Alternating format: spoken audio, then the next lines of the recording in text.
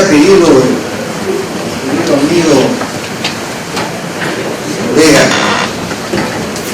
que diga unas palabras, tengo que correr porque lo he dicho, he tomado muy en cuenta si que sería de listo. Sobre el consentimiento informado. ¿Qué es el consentimiento informado?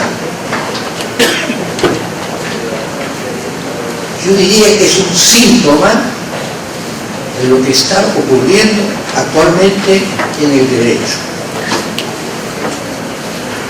El consentimiento informado empezó en los Estados Unidos a través de la jurisprudencia, sobre todo en el siglo XIX, pero su fundamentación filosófica se remonta a la primera mitad del siglo XX. En la mitad de ese siglo pasado, una escuela filosófica, la escuela del existencialismo, hizo un gran descubrimiento, un redescubrimiento, diría mejor. Se la voy a poner, ahorita. El de la libertad como ser, el ser humano, para no decir del hombre. Ya, ser humano ahora reemplaza a lo que decíamos antes, hombre. Yo no hablo de hombre, sino de ser humano, hombres y mujeres.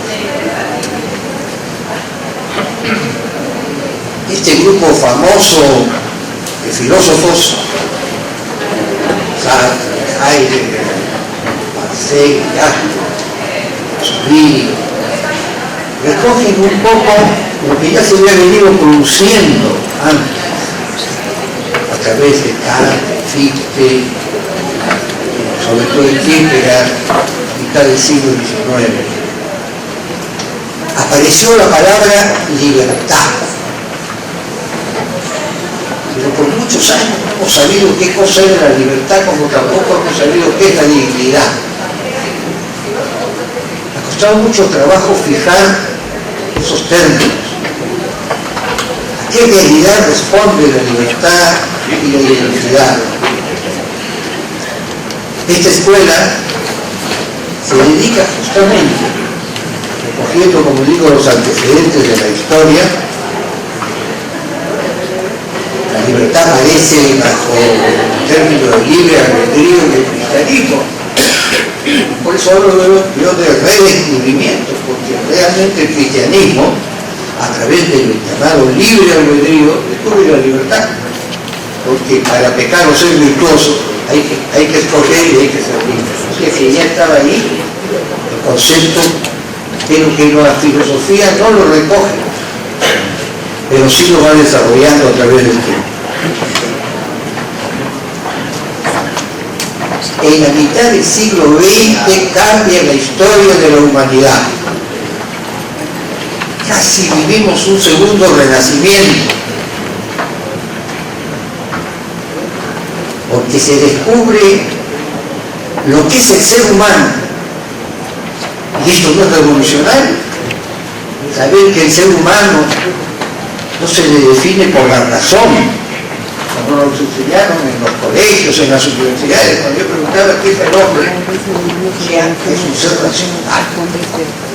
Después, estudiando, descubrí que esto de la razón aparece en el siglo VI después de Cristo a través del filósofo Boecio, que lo recoge inclusive después Aristóteles. Y ahí nace esta noción. Esta noción de razón como ser del hombre nos equipara a los demás mamíferos, porque es algo que nunca reconocemos, que somos animales mamíferos. Todo animal, yo creo que la es. ¿Cómo que no? Es igual al chimpancé, primo hermano del chimpancé, compartes en más del 90% de genes. Y cuando dicen animal es ofensivo, al contrario, te estás reconociendo parte, algún aspecto de lo que es. una vez cometí probablemente una falta en el manejo. El doctor al lado mío me grita, ¡animal! Y yo me río, soy curioso, que me reía del insulto, que él estaba reconociendo parte de lo que soy. Digo, hermano del chimpancé. Nos faltan cabellitos nada más para analizar, porque somos iguales. Evidentemente, somos iguales, pero muy dentro. Justamente lo que nos hace ser humanos, eso se produce en la mitad del siglo XX a través del descubrimiento que nuestro ser es la libertad. Pensábamos que la libertad era un atributo del ser humano, era una concesión del ordenamiento jurídico, pero no es así. Nuestro ser es ser libertad. Ser libertad es lo que nos diferencia de los demás entes del mundo y especialmente de los mamíferos, nuestros primos hermanos. Ser libres nos conduce a la espiritualidad. El que es libre tiene que escoger, que preferir, que trazarse un proyecto de vida.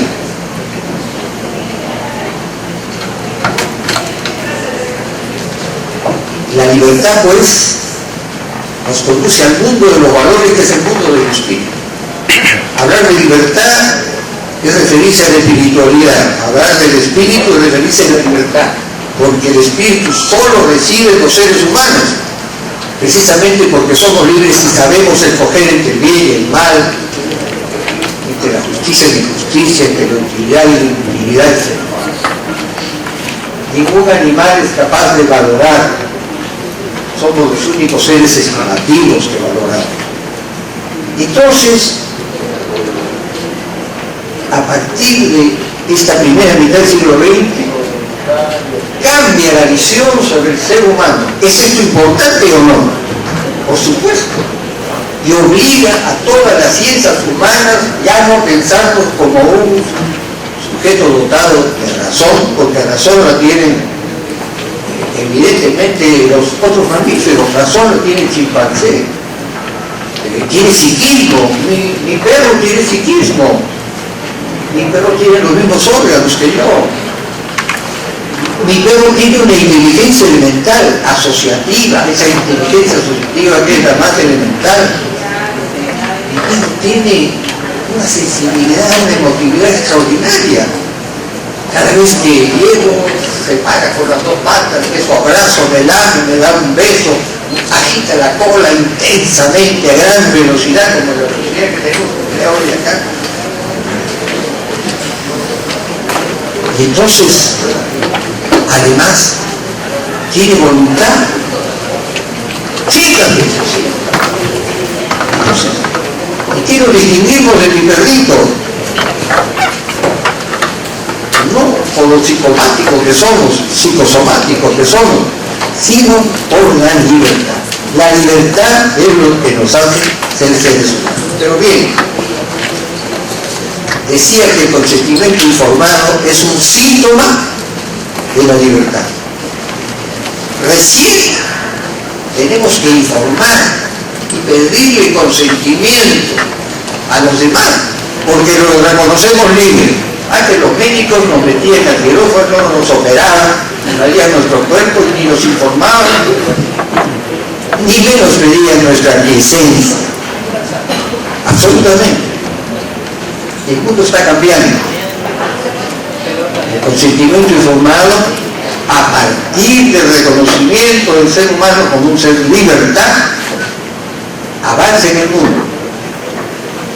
Sobre todo, es una creación del derecho que pasa rápidamente a la medicina, donde encuentra un campo fructífero. En la medicina ha encontrado pues bastante ciudadanía. Ahora los médicos conscientes le informan a uno y le piden su consentimiento para una cirugía. Antes ni nos daban las pastillitas, no sabíamos ni para qué eran, ni nos informaban. para qué servían, qué efectos podían tener, positivos, negativos. Hoy el mundo cambió. Todos estamos obligados al consentimiento informado, a que nos informen antes de que podamos tomar una decisión libre. Y justamente en el caso de los notarios, practican el consentimiento informado. Reconoce primero que el ser humano que va ante él como notario es un ser libre, que tiene capacidad, le informa sobre el acto que va a realizar y con su consentimiento el acto notarial va adelante. Esto se hace ya casi conscientemente, sin darse cuenta, sin saber que existe la figura jurídica del consentimiento informado, pero ahora ya se ha convertido en una institución jurídica que avanza en el mundo. Y la libertad se manifiesta, la libertad que nuestro ser se proyecta hacia el exterior, se proyecta a través de actos de conducta. Vivimos permanentemente, porque somos libres, permanentemente decidiendo. Yo estoy decidiendo ahora qué palabra y qué concepto voy a usar después, y si voy a seguir moviendo la mano o no, y si voy a seguir de pie o me siento o me voy y digo adiós. Y dirán ustedes que lo que sea.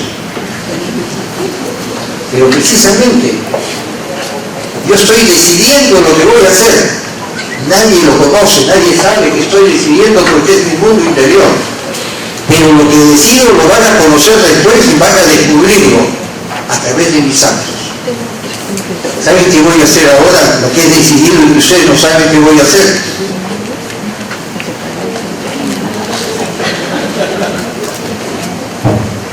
Ya ven, esa es la libertad fenoménica, la libertad convertida en fenómeno. Y por los actos conocemos la libertad, la decisión libre del orden. Mientras no se producen los actos, la conducta, los comportamientos, ignoramos. De ahí es que aparece este concepto de proyecto de vida, que yo amo, porque amo la libertad. Yo nací como un gen por ahí de la libertad, no sé de qué pariente remoto vendrá, pero amo con pasión la libertad. Y como la amo con pasión, no me doy cuenta y transmito a los demás esta pasión de defender nuestro ser, que es el ser libertad, de nuestras ideas, de nuestra manera de actuar, nuestra personalidad. El proyecto de vida es el más importante de los proyectos. Proyectamos permanentemente, pero un proyecto decisivo en lo que vamos a hacer en nuestra vida, con nuestra libertad. El proyecto de vida es el más importante de los proyectos, de esos proyectos que, como digo, permanente y continuamente se realizan, porque es la proyección de mi libertad hacia el mundo exterior. Esta libertad que soy le he llamado ontológica, y a la que se vuelca hacia el exterior le he llamado fenoménica, porque fenómeno viene del griego fenomenón, lo que luce, lo que aparece en el mundo. El proyecto de vida lo descubrí en los años 50, mejor dicho, lo descubrí leyendo a Sartre, leyendo su vida, que habla ligeramente del proyecto, pero me impactó mucho lo del proyecto, y lo vinculé de la libertad. Y mi tesis de bachiller en Derecho del año 50, ahí me refiero al proyecto de vida. Y digo que el ser humano es libertad que se proyecta. Ahora, cuando veo mi tesis del año 50, me quedo sorprendido de que ya este concepto de proyecto de vida aparecía en mi vida, sin darme cuenta. Y recién en los años 80 me di cuenta que esa libertad fenoménica podía ser dañada. Nunca antes, por todo lo que revisé, se había pensado que la libertad fenoménica se podía dañar. Y es que no había un concepto claro de lo que es la libertad, como tampoco lo es sobre lo que es la dignidad. Yo mismo, me costó mucho trabajo saber en qué consistía la dignidad, porque iba al diccionario y decía, libertad es el ser digno. Perdón, dignidad es el ser digno. Y dignidad, y ser digno es tener dignidad. ¿Y qué cosa es la dignidad de la cual hablamos todos los días? Me costó mucho trabajo. Dije, caramba, estoy hablando sobre un concepto que desconozco. Tengo que pensarlo porque yo soy profesor y a veces me veo en aprietos ante preguntas complejas, complicadas, de las que siempre aprendo. Porque a mis alumnos le llamo colegas, porque yo como ellos sigo estudiando, así que ¿qué es la diferencia de mis alumnos? Nada, estudiamos. En fin, muchas cosas más podría decir, pero en honor al tiempo, tengo que decirles que este daño al proyecto de vida es el peor daño que se puede cometer al ser humano. Es parte del daño a la persona, concepto que aparece precisamente porque aparece la libertad. Y se dignifica al ser humano. Y se hace al ser humano el centro y el eje del derecho a partir de la primera mitad del siglo XX. Antes, ¿qué era lo que defendía el derecho? La propiedad. A mí me enseñaron eso. El Código Civil del 36 tenía el nombre, el domicilio, nada más. No había ningún derecho de la persona en el Código del 36.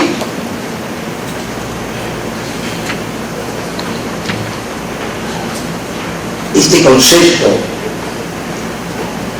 de que la propiedad es el centro del derecho